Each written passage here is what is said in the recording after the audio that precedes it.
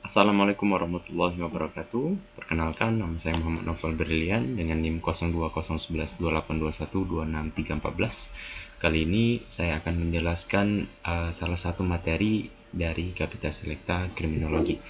Baik, materi yang akan saya jelaskan yakni adalah materi tentang cybercrime. Berikut adalah gambaran materi dari Kapita Selekta Kriminologi terkait dengan cybercrime. Yang pertama, apakah itu cybercrime? Cybercrime itu bisa didefinisikan sebagai tindakan kriminal yang dilakukan menggunakan teknologi komputer atau jaringan internet. Dan karakteristik dari cybercrime ini tidak berbatas wilayah atau borderless. Pelaku seringkali anonim atau tidak diketahui, dan kemudian sulit dilacak karena menggunakan teknologi enskripsi. Kemudian, klasifikasi cybercrime yaitu cyber dependent crime atau kejahatan yang hanya bisa terjadi dengan teknologi komputer. Contohnya yaitu adalah hacking dan DOS attack. Kemudian cyber enabled crime yaitu kejahatan konvensional yang diperluas melalui teknologi. Contohnya seperti penipuan online, dan perdagangan manusia online. Kemudian jenis-jenis dari cybercrime. Ada banyak jenis-jenis dari cybercrime, diantaranya yaitu ada hacking. Hacking ini merupakan sebuah akses ilegal ke sistem komputer untuk mencuri data, merusak sistem, atau dengan tujuan lain. Kemudian yaitu adalah phishing. Phishing ini merupakan upaya mencuri data sensitif seperti kata sandi atau informasi kartu kredit melalui email atau situs palsu. Kemudian yang ketiga ada cyber terrorism, yaitu penggunaan teknologi untuk mengancam atau menyerang infrastruktur kritis. Kemudian selanjutnya ada fraud online, yaitu penipuan seperti e-commerce, fraud atau investigasi palsu. Kemudian ada cyber stalking, yaitu penggunaan internet untuk melecehkan atau mengintimidasi individu tertentu. Kemudian yang keenam ada ransomware, yaitu serangan malware yang mengenskripsi data korban, meminta tebusan untuk mengembalikan akses. Dan yang terakhir yaitu ada dark web activities, yaitu merupakan transaksi ilegal di dark web. Contohnya seperti perdagangan narkoba, senjata, atau jasa ilegal. Kemudian selanjutnya adalah dampak dari cybercrime, dari dampak ekonomi. Apakah apa sajakah dampak cybercrime yang berakibat di ekonomi?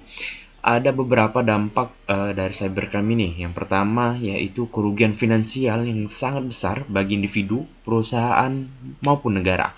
Kemudian psikologis yang bisa menyebabkan trauma atau ketakutan korban. Contohnya seperti korban cyberstalking. Kemudian dari segi sosial, menurunnya kepercayaan terhadap layanan digital. Kemudian bagaimana strategi penanggulangan pencegahan untuk cybercrime ini? Yang pertama yaitu pencegahan teknologi, menggunakan enskripsi seperti firewall dan sistem keamanan cyber yang mutakhir. Kemudian peran hukum. Peran hukum ini sangat penting, yaitu menguatkan regulasi seperti UU ITE di Indonesia, kerjasama internasional melalui organisasi seperti Interpol dan UNODC. Kemudian yang ketiga ada kesadaran publik, yang dimana edukasi masyarakat tentang keamanan digital seperti mengenal phishing itu sangat perlu. Kemudian yang terakhir yaitu investigasi digital forensik, yaitu mengumpulkan bukti digital untuk mengidentifikasi pelaku. Kemudian kasus-kasus dari cybercrime yang pernah terjadi di Indonesia. Yang pertama ada kasus WannaCry ransomware yang terjadi pada tahun 2017. Serangan ransomware global yang menginfeksi lebih dari 200.000 komputer di 150 negara.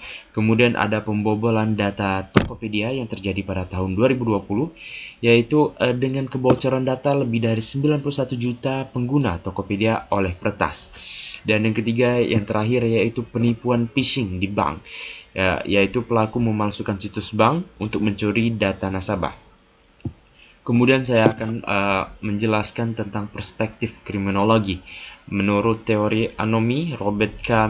Merton, cybercrime dapat muncul karena ketidakseimbangan antara tujuan dan cara yang sah untuk mencapainya.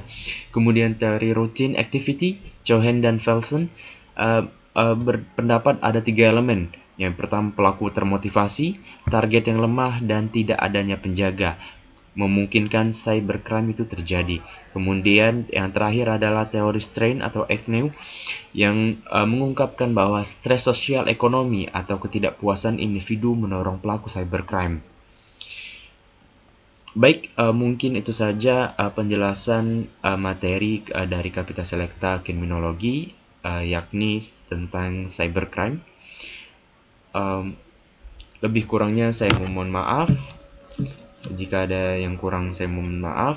Saya akhiri. Wassalamualaikum warahmatullahi wabarakatuh.